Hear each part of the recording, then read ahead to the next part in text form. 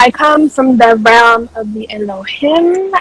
So just also, because what we're going to do today and discuss, and I'll explain in a little bit, I'm also one of the chief commanders of the Pleiadian Command Force. So a lot of the energy of like Pleiadian and of course, the Vital Flame and all that stuff will be integrated for our group meditation healing. So I love you guys all. I just want to thank every single one of you for being here with your whole mind, body, and soul. Like, we are really here, guys. And I think Yes. what I really wanted to start off as we go is I feel like the energy I kind of wanted to talk about our current ascension as of right now and where we are and how can we continue to work together to accelerate the ascension process, to bring in that solar flash, essentially. I just wanted to put that in there, and maybe we can just discuss that a little bit, and then Hmm. I will then lead us into like a healing that I will briefly go over before we get started. But for first, I kind of want to I wanted to see your intake of where you think we are right now as a collective. The things that we've been observing, and then we'll go from there. All right. So before I answer that, I just wanted to acknowledge the different orders of councils of light that many of the star seeds here on the earth are representing. So we have the order of amethyst, which is the order that you represent. We have also star seeds that represent the emerald order, and that is known as the order of gold. The amethyst is the order of silver. And then we also have star seeds that represent the order of ruby, which is the signet Alcyon Council of the central sun of the Pleiades. So I just wanted to say that overall, the three orders fall under the cosmic brotherhood and sisterhood of Melchizedek, of the order of Melchizedek. So that's what we all are. We are all Melchizedeks. Each and every single starseed out there, whether they know it or not, is a high priest and high priestess in the order of Melchizedek. And, we are still the high priest and high priestess in Atlantis. Some of us are the gods and goddesses. Some of us are the demigods. And we have all returned. So thank you for doing so. But to answer your question, as far as like the ascension is concerned, I think that as we continue awakening the masses, it's going to get to the point where we will be reaching some sort of critical mass. And I don't know if it's 10 or 15%, but it's what they call the 100 monkey syndrome or the Maharishi effect, where once a certain number of humanity becomes awakened and aware about what's really going on, once they break away from the matrix, then it automatically causes a tilt for the other. For the collective of the entire planet to shift collectively into the new dimension, into the new earth. So from what I understand, from what I've been feeling, and as confirmed by many others, we're actually at the finish line. We're almost there where we are going to be reaching critical mass. Now, the ascension is a two-way process. It's not just about us waiting for the grand solar flash to take place. It is also us doing the healing, the internal healing, the work, the shadow work, the taming the ego, the integrating higher realities with lower realities, collapsing the polarity duality and finding that point of neutrality where we no longer see duality. We are just singular. And when we maintain that focus on that singular state of unconditional love, compassion, and all-inclusiveness, where we see us as cells within the bigger body known as the universe, then, we're going to be ready to ignite the solar flash. So I think that like I said, it's a two-way process. The more people do the work, the faster that we're going to be ready for the great solar flash. So I think it's almost there. That was very beautiful, brother, just the way you explained it. Absolutely. And I think that becomes part of our awareness, as part of our awakening, as to understand and remember who we truly are as a family of light here on ground. And I feel like right now, like you mentioned, it's basically both. It's an internal work and exterior work. And the way that I was seeing it, and based on the things that I recently posted on my page, is kind of like helping others remember of the base 12. The base 12 from Cyrus B is just, the 12 different placements that we have. And it just really brings the perspective to realize that we have the full universe in our vessels. And Absolutely. that's why it's required for us to do that inner work, because as we repair our own chakras, which are stargates, We are Absolutely. basically, the way you guys want to see it is like you are resurrecting yourself from every layer of existence, and with each layer of your DNA that is being activated, it comes with a little bit of shadow that took your power away, you know. So then we become exposed to like challenges, lessons, and tests, and then after we clear it, you know, we get an upgrade in our psychic senses and so on. So I feel like that's where we are right now, brother. And I think the very important factor of what I kind of wanted to bring in for all of us is to do that quick healing. It's not quick. Well, it's a quick healing and it's powerful because it's quantum, but it's like really, you know, putting into perspective as a collective what we can do, not only to, you know, what I'm going to share with today is it's big so that you could understand how you can take this and heal other people, continue the work of what we came here to do. Because ultimately, once I feel like you mentioned, a certain percentage of us have that full embodiment of the higher self and activated at least your 12 bays, which is your 12 strands. We are like vortexes of energy, and then we are able to then help activate that same frequency, you know, to other people. Exactly. Yeah, that's how it works. It's a two-way process. And I'm glad that you pointed out Sirius because, you know, Sirius is perhaps, and the Sirians are perhaps the most important race in our universe, or in our galaxy rather, because they are the ones who anchored in the office of the Christ. You know, that's where the Emerald Order and the Melchizedek Cosmic Brotherhood and Sister are first stationed when they came into our galaxy. They're known as the keepers of the Central Sun Stargate. So they come from the Central Sun because there is an advanced civilization that exists within the center of the galaxy, and it goes by many names. And from that advanced civilization, these non-physical etheric beings, in order to precipitate from the seventh dimension into the sixth dimension, where ether began to consolidify into matter or congealed into physical form, that was in Sirius. That's when we, you know, had the first non-physical etheric beings meet with the physical beings to create a new species, and so the Sirian High Council was born as a result of that. So there are actually three different stars that represent the Sirian High Council. There is Sirius A, Sirius B, and C. So Sirius A is, it's perhaps, some believe that Sirius A was overtaken by some of the members of the Orion Empire, but you know, I believe that there were various species that did exist in Sirius A that were there to pretty much bring a balance, you know. And then we hear about Sirius B. That's where the High Council resides, Sirius B. And I believe that Sirius C is used as a galactic storehouse of records and information. Not to mention, I believe they also use Sirius C as a place to like store a lot of the equipment that they use, you know, throughout the, you know, for the Galactic Federation and so on and so forth. Like a lot of that equipment comes from Sirius C. So yeah, it's a trinary star system. Most people think it's binary, but get this, my friend. Even the Earth, even the Sun, our solar system, Solaris, is an offspring of Sirius B, by the way. So we could say that in terms of stars giving birth to stars, Sirius B gave birth to both Alcyon, and then Alcyon gave birth to our star. So it's like our grandparent star. That's amazing. Yes, wow. And even if you guys don't know what we're talking about, sorry, go on. No, I was just going to say, just finalizing it by saying that that's the Covenant of Palador. That's where it was first stationed in our galaxy. And the first species to implement the Covenant of Palador, which is the covenant that we're all a part of, whether we know it or not. We all took an oath in our galactic bodies when we were highly, you know, before we came down to the Earth, we all took an oath to bring that covenant to the Earth, and that's the meaning of like establishing heaven on Earth. So it's called the Covenant of Palador, and the Lyrians were the first ones to put that into use when they united with the Sirian High Council to create the Sirian High Council. Yeah, yes. And then I kind of wanted to add on, you know, when the Pleiadian Sirian High Council came together, and then when you mentioned, you know, we all did take an oath, if you guys don't remember, in the Emerald City, where we vowed that we will continue to protect what it means of the oneness, you know. We are the ancient builders, and that's why we represent different, you know, orders, because we all put in, you know, what that map really looks like. Exactly.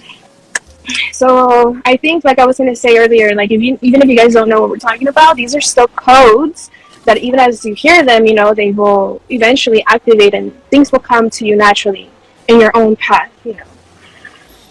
Wow, beautiful. Okay, so that was important because I think that's going to really, you know, that's going to, from today on, I think it's going to really help bring more order and more organization within, you know, all of us working together down here as we're remembering fully who we are. I kind of wanted to talk about how where I feel like we are right now, and it's kind of connected to the healing that I put together for us, which we're going to extend it over to the world and wherever we feel like it's needed in the multiverse. I feel like right now, I know sometimes you mentioned this in a couple of your lives, brother, where you mentioned that in this current vessel, in this avatar, we are embodying basically the 12 versions of us, right? In every dimension, we are the 13th form that can, you know, integrate those 12 versions of us. And so the way that I was seeing this in my own journey and everything, it's kind of like, without realizing, we've been healing all of these past lifetimes because we really are closing this cycle of 36,000 years in like one final year. Like this is the final year of the mission that we took on, which lasted, you know, 144,000 earthly years. You know, the time, it could be different where whatever dimension we look at it, but it's a big deal. So that's why I always say everything that we're going through, it's like a final closing and healing of all of those past versions of us. And I feel like that's where we have been. We have been noticing different energies from different eras being present here, but for us to kind of become aware of it and like heal it. Because I feel like ultimately we're here to heal all of it so we can start over in a sense into the new golden age. But let me know what you think on that, brother. I totally agree, sister. I think, you know, we are the healers of not only our own personal lives and past lifetimes, but we're also healing our entire ancestry with the work that we do here in the presence. Because at the hub, not only are we the hub of the multiverse, but we're also the hub when it comes to like timelines and, you know, future and past scenarios. We're at the center of it all. You know, we're like, where every timeline or every possible scenario is like a spoke, right? So we're like the center, that circle in the middle. So what we do here actually has repercussions in every scenario, on every timeline, in the past, in the future, on every parallel reality. In a way, we're like the mainframe. So and we're doing it, and we were chosen to do this work. You know, the work that we're doing here on the Earth is beyond this planet. It's encompassing the entire multiverse. You know, it is cosmic. And so as more of us begin to remember our mission, we're going to be, you know, with this amazing feeling of responsibility that we have as guardians of not only the new Earth, but then, you know, the multiverse when our dormant DNA becomes activated. And some people ask me, well, why didn't we just come in flying like Superman and Thor, you know, with thunder and all that stuff? And I said, because that would defeat the purpose. If you were designed to be the most powerful being in the universe with ultimate power, wouldn't you first want to humble yourself as a mortal and experience what it's like to be human with limitations, you know, circumstances that happen that we sometimes have no control over, you know, experiencing every level of emotion, happiness, sadness, and everything in between. I mean, the fact that we incarnated as a human is so that we could understand what the human condition is, so that when we do activate our superpowers, we could actually use them for good, because every single one of us had to struggle. You know, I even struggle. You know, I'm not exclusive to challenges and obstacles. You know, I still have them. Even up to date, I still have a lot of challenges. And it seems like the more I do, the more they come, and the more psychic attacks I get. But again, you know, like I shield myself. I'm always putting my bubble of protection, and ultimately it boils down to we are in the spiritual warfare. And we are, you know, kicking ass from what I understand. Because even if we don't have recollection of what we do in these other realms, a lot of us here are kicking butt in these other realms. A lot of us here are destroying archons, are slaying, you know, beasts and evil entities, and we're doing it. We just don't remember that. You know, we are multidimensional. We do operate different avatars. I don't believe in this immersion pod theory. That's nonsense. You know, we're not resting in no chamber or stasis. I mean.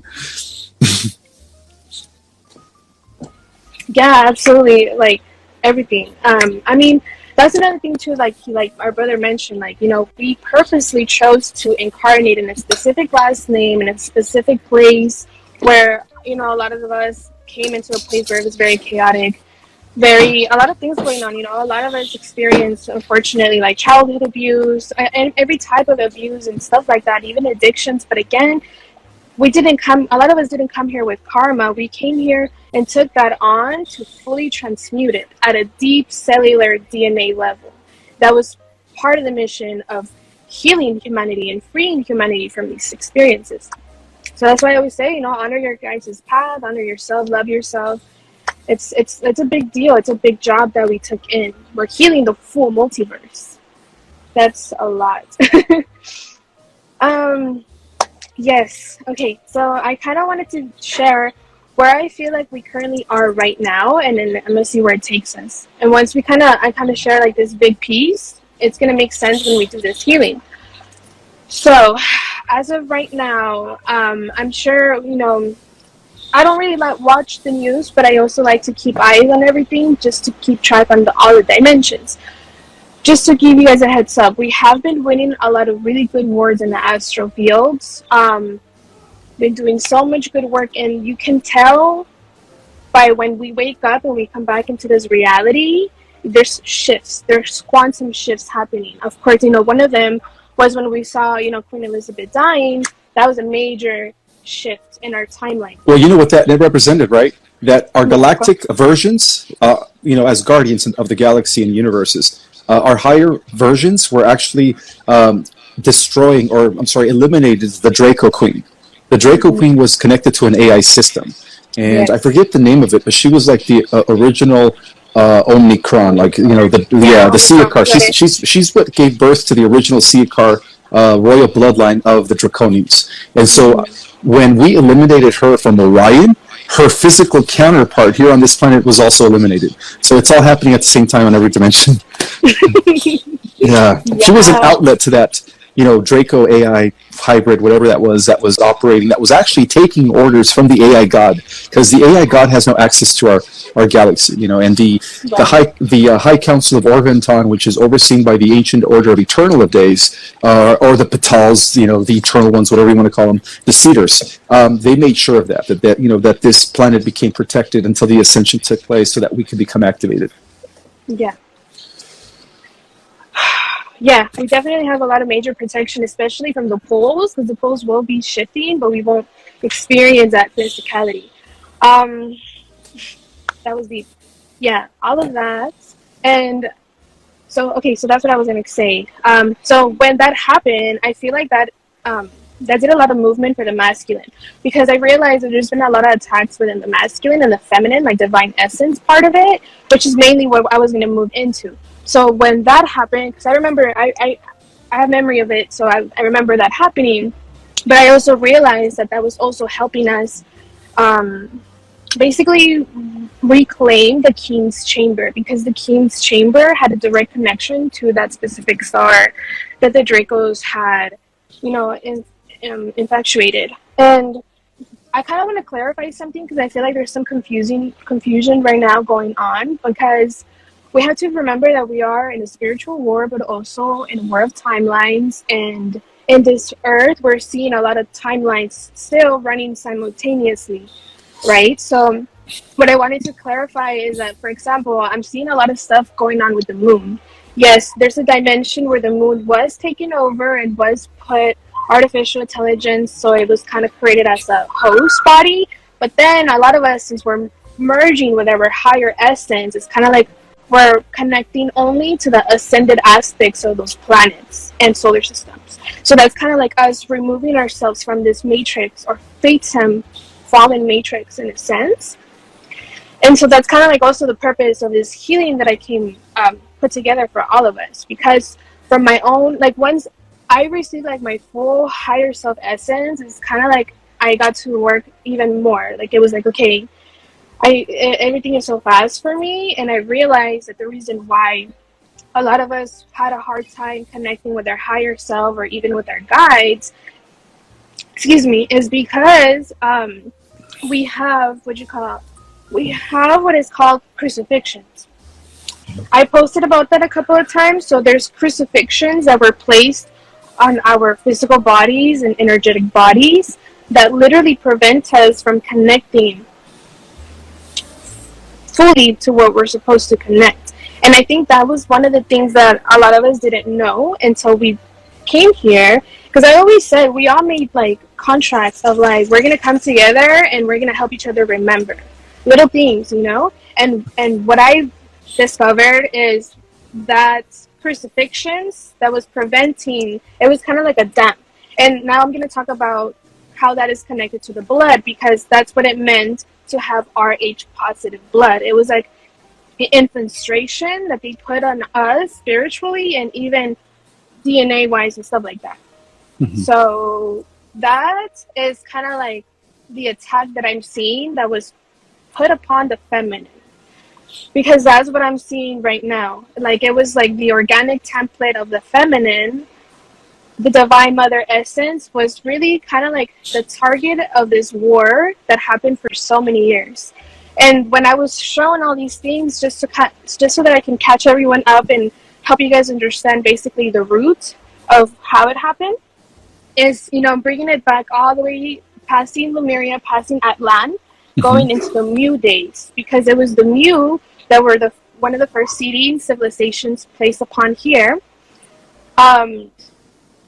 And then basically what I was being shown is that when a couple of our brothers and sisters that were working together to betray us stole artifacts, they came up with a plan to steal basically some material from the Ark of the Covenant. And what I was being shown is they were going from that era, it started. So then this is where like the fallen, you know, the ones that fell in temptation, the high priests and priestesses used this divine information, but they didn't have the right intention. So it's kind of like they attracted this dark energy, which is like in the form of a shadow. So when they were opening these portals, because they didn't want to do the work, basically, because it takes a lot of work for you to become a priest or priestess, to be trusted with all of that information and so on. They didn't want to do the work. It was more of like that ego energy that opened the portals, and without knowing, they then became kind of basically possessed with this energy. And then it was these individuals and those avatars that created the separation of the divine feminine and the divine masculine. Mm-hmm. Because in a sense, I feel like that's the final piece of really helping everybody heal so that we can fully integrate our higher self. I put a lot of, that was important. That was a backstory, because now bringing it back into our current reality, this is what we're seeing right now in Iran, for example. Mm-hmm. And just to keep it simple, because this is a place where I feel like we need to send healing. In Iran, and I think it's really interesting how everything played out, because I'm seeing now the places on this current reality or realm we're in, and those places that were the most holy places are the places that need the healing the most, like Iran, like Iraq, even the pyramids of Giza, and of course the UK. You know, we know that things there are not the way it should be.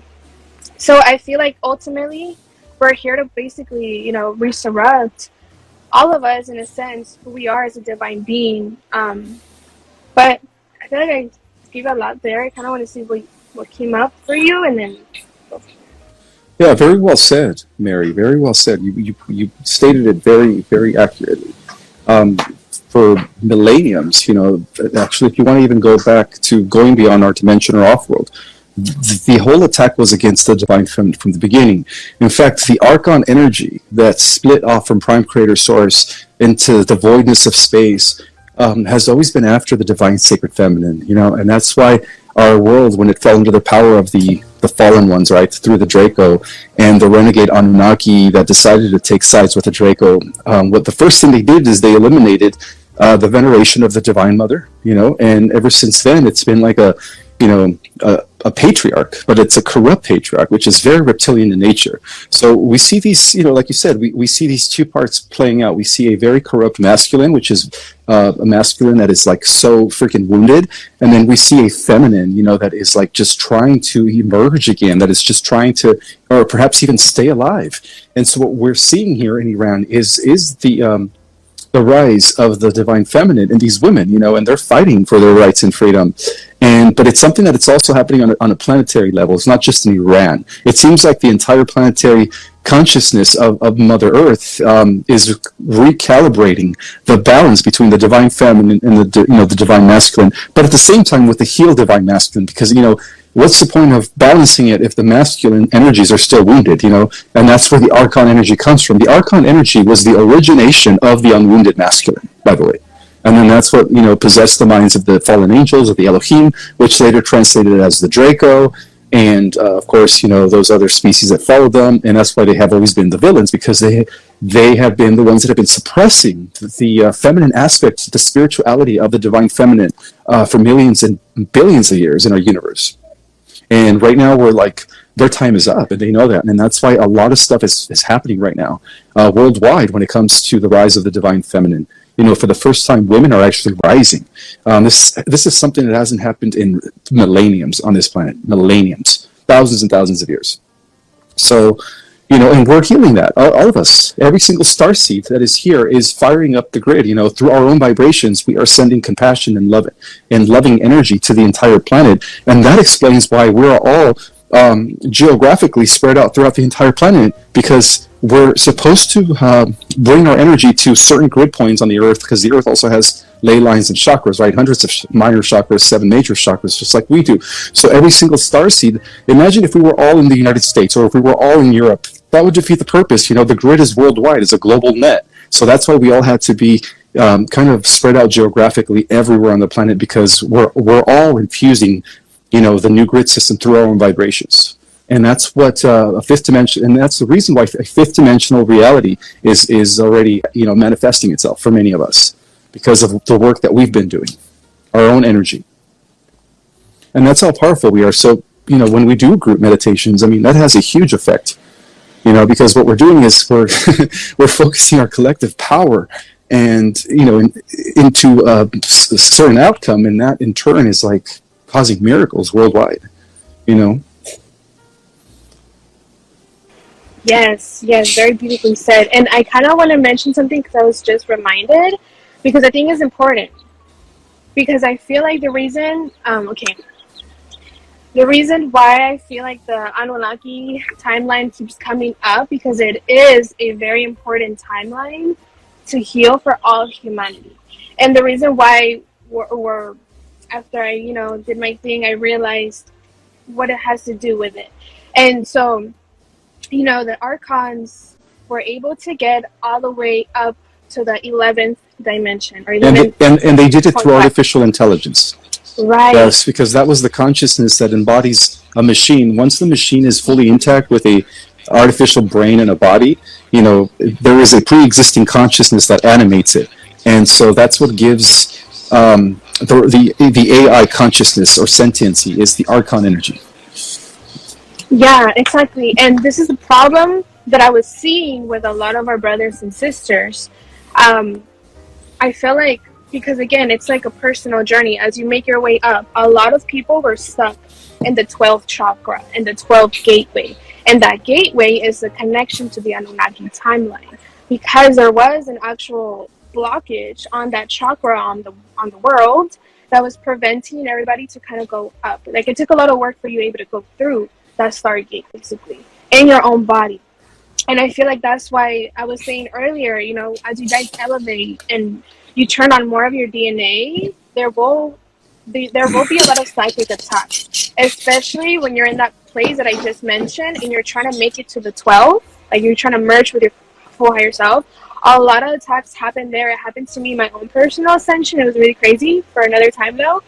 And I realized it was happening because once you guys merge with your higher essence, they cannot do anything anymore, because you remember your power, you remember how to protect yourself, how to protect others, and you remember how their world works. And that's kind of like the thing. So that's kind of like what I feel like part of this healing that we're doing today is also healing that for everyone. At this point, it's kind of like I feel like we don't really have to fully remember what happened, because again, we're already setting the intention to heal that within the timelines, but also within our body, so that we can move forward in this ascension process. Because I feel like that was a major block. And so that's another thing that was important, because what I'm gonna do today for all of us is gonna help us fully connect the way that we are supposed to, fully embody our crystal light body that basically shields us from all of that. Mhm. One last thing, because the what I mentioned is very critical. Because if you're not fully connected to your higher self, because these archons did manage to get all the way up there, sometimes the entities that you are channeling or so on may be them, because they have a lot of high technology and so on. But that's the main purpose of today, helping everyone connect better with their team. And I want to just leave it to you, brother, if you want to add anything, and then probably just explain what I want to do for all of us after. Okay. Well, I agree. I think that once we do connect with our 12-dimensional self, that's it. That's game over for the dark sides. That's when we embody our full God self. Because God, many believe that God sits on the throne on the 12th dimension, and in essence, because we do live in the holographic universe where the fractal represents the whole, we are that. We are the embodiment or the soul individualized unit of consciousness that is down here in the lower dimensions, realigning with the monad, right, which is God. The monad is God, is everything that is. And so I agree. Once we connect with our monad, that is it. We become indivisible. We become impenetrable. Nothing could come through our shield at that point. So yeah, let's do this. Let's bring Yes, in I love power it. to Let's the do star it. seeds. Oh my god, I'm excited. Okay, I'm just gonna briefly kind of talk to you guys on what we're doing. So as I do it, this is what I do in all my meetings, so that you know what we're doing and you're like, what's going on? So I mentioned the crucifixions. I'm gonna call in the Cristala and Cristo family from Cyrus B to remove any remaining, if you guys still have any. We're gonna remove the crucifixions and as well remove the 7 veils from your third eye, because that's another thing I forgot to mention. Once the 7 veils are removed from your third eye, you're able to perceive more, you're able to integrate more, and really see through all these veils of illusion. After those two things, excuse me, then I'm going to guide you guys in creating this 12D shield. And I will guide you in the process, but what I'm going to do is I'm going to have you guys envision the Star of David on your feet. And that energy is going to go up and calling in the energy of the 12D, which is like raw solar energy to shield us. The reason why I'm going to do like a self-healing first is so that we can heal, remove everything, and we're connected to our higher essence. And then we're going to do a travel and send this healing energy where we think it's needed. Okay. Well, that was cool. So, okay, guys. So, I think I'm gonna get started, but before we get started, I'm gonna take a few deep breaths. So right now, everybody, just get comfortable. If you guys can, take a sip of water, because we're also gonna be working with the highest evolved version of the violet flame and the Venus flame, because we're gonna use both of them to purify and to integrate as well. So I'll leave it there, and then as I go, you guys will just hear what we're doing. Just 1 second. So in the meantime, everybody, you can get comfortable. You can either sit down or lay down. Take a sip of water before, though. That's important. And then I'll get us started. 1 second. Okay.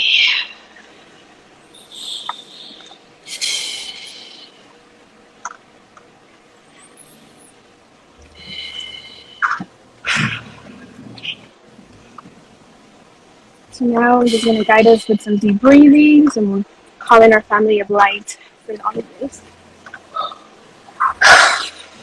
In any case, if you hear any chaos, like if a helicopter comes, focus. I just want you to focus on that peace, okay? Because that's also practice to help you focus when there's chaos. So just remain centered if that happens. Okay. Okay, now I should get started. And just clear energy.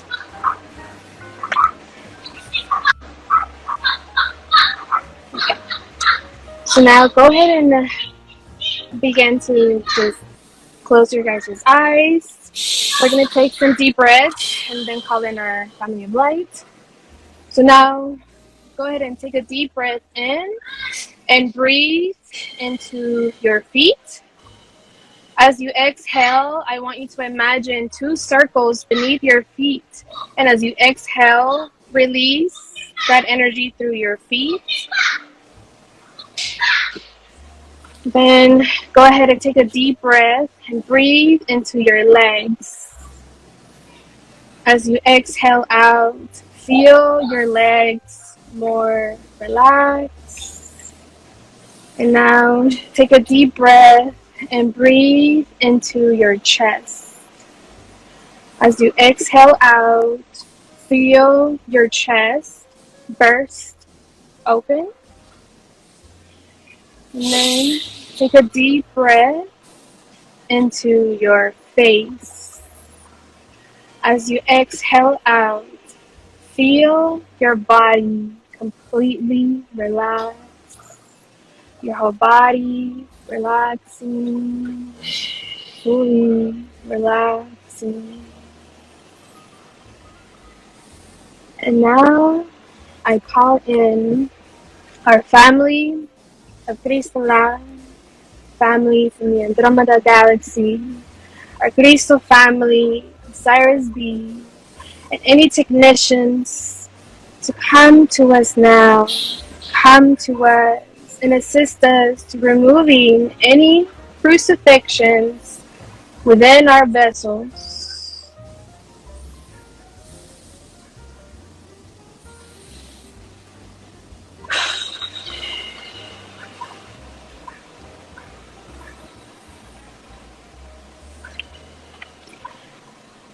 And as they finish up, now I call in the family of light, or white brotherhood and white sisterhood of light. And in a second, you will all feel 2 seraphim angels, one on your left side and one on your right side. As they hold you, we will now remove the 7 bells of illusion and this energy releasing from your third eye. The 7th bell dissolves in red so that you can see things from a higher perspective. The 6th bell dissolves in yellow so that you believe in and trust the unicorns and spiritual realms. The 5th bell dissolves in pink so that you can open your heart. The 4th veil dissolves in blue-green so that you can truly understand the natural world. The 3rd veil dissolves in deep blue so that you can live in oneness. The 2nd veil dissolves in violet so that you can achieve enlightenment. The 1st veil dissolves in crystal clear so that you can experience mastery. And in a second, I will now bring in this blue sapphire into your soul star. In 3, 2, 1. Feel this blue energy integrating in your soul star above your head, mixing together, because it has codes for each one of you that is needed, and connecting you more with your higher self.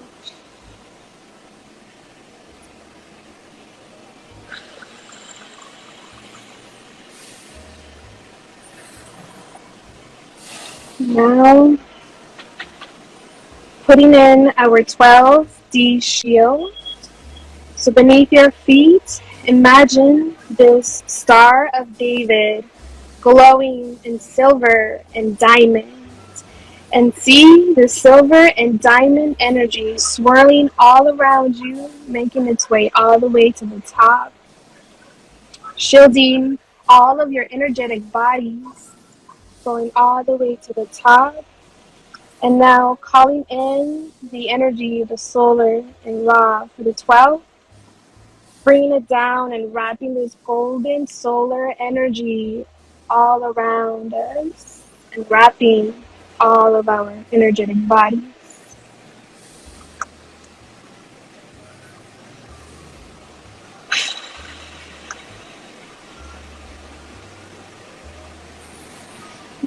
Now, as this is done, we thank our families for these healings and integrations as they will remain with us, but take a step back. We will now call in and invoke archangels Sadrikel and Amethyst in the lilac fire of Source. So now see and feel these energies of the violet flame pouring down towards you. See this purple flame coming from the sky, but this purple flame is a cosmic diamond violet flame. As it wraps around you, then from the heights of the ninth dimension, see this pink ray of pure love leaving the cosmic heart portal. Now watch these two energies dancing and merging together above you to form a beautiful sparkling violet pink. As this light swirls above your stellar gateway, see, vibrate, high frequency dragons and angels now forming. They dance with the flow of the flames. These are the angels and dragons of the lilac fire, swirling around us. And as this energy is now with us, call this energy down into your body. Allow it to integrate at the deepest cellular level, dissolving any density or issues you may have. Feel this energy spreading through every facet of your being, lighting you up with the magic of grace, purity, and love. Feel this energy going through your physical body.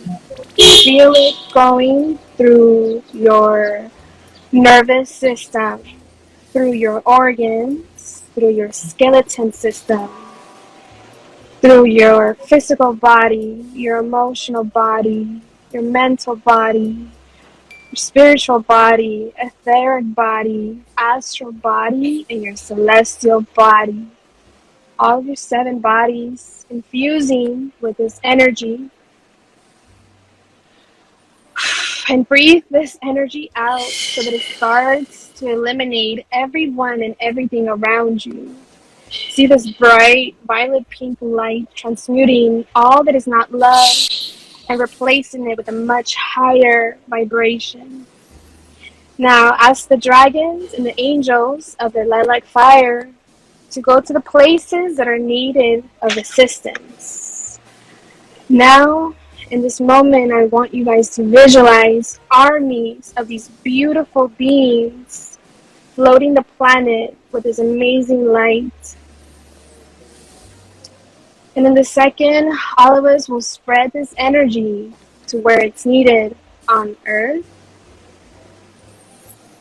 And I will now allow you, brother, to guide us through where you believe we should spread this energy together on Earth and the multiverse. Yes. Let's begin to spread the energy over to the Russia-Ukraine scenario. Let's also take this energy and heal the situation in Iran. Now let's move this energy over to Korea, North Korea. And let's also move this energy over to Taiwan and China. Let's move this energy over to Florida for the devastation that occurred last week. Let's move this energy over to Puerto Rico, Australia, Canada, the East Coast and the Midwest in the United States, where Many people had suffered floodings. And now we're going to take this energy and we're just going to spread it out worldwide and consume the entire planet Earth in this violet transmuting flame of purifying energy, alchemizing all negativity and density at this time by the collective power of our mighty I Am presence in the name of our monad, of our holy collective monad. We now transmute the negativity on planet Earth at this time.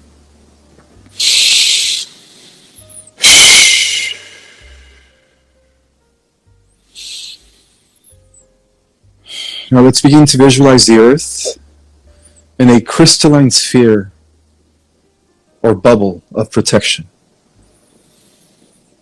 And visualize the Earth radiating across the entire universe. And so be it.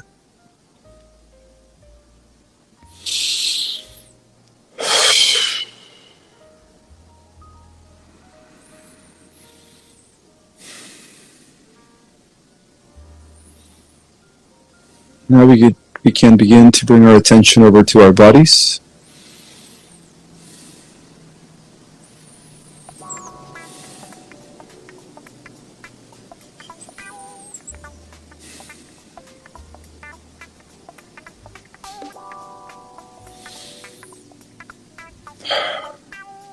If there's anything else you want to share, sister?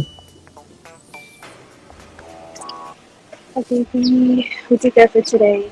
Okay. And when we're ready, you can come back in, feel your toes wiggle a little bit.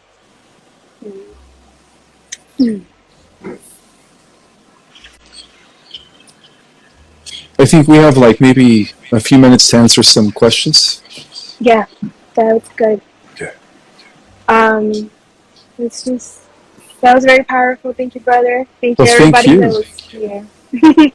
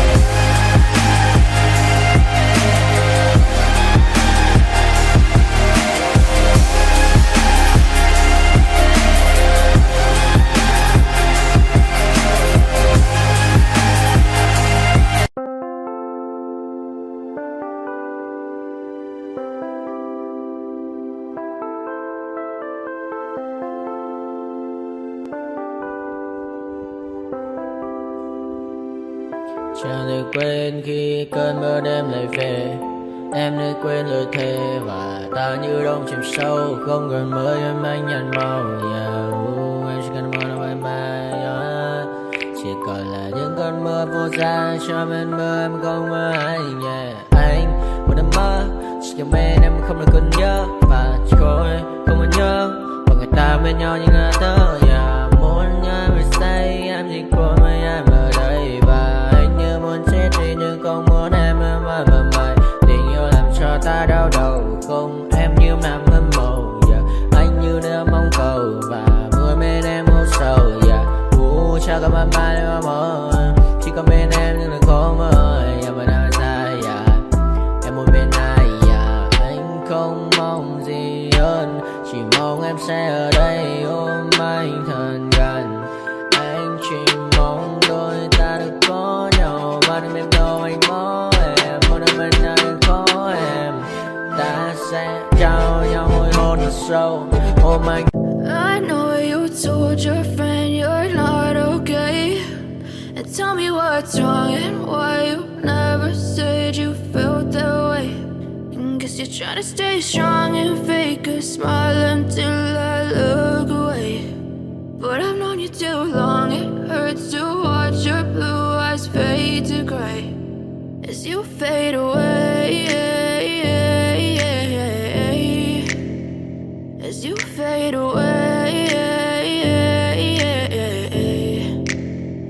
yeah, I'm about to fade away. Cause every time I wake up I feel like it's Monday. Something's going wrong with all the chemicals up in my brain. All of a sudden I don't look at anything the same way. Gotta build up of my thoughts sitting in an ashtray. I'm sorry that I'm so inconvenient, okay. Just let me be me and I'll stay out of your way. I can see the way you look at me, I'm such a disgrace. I never really asked to be brought into this place. You wanna love me? Well then baby, have a taste. All the highs and the lows, no you'll never be the same. I don't really wanna hurt you, but I can't control the pain. If you're sticking by my side, maybe we could be okay.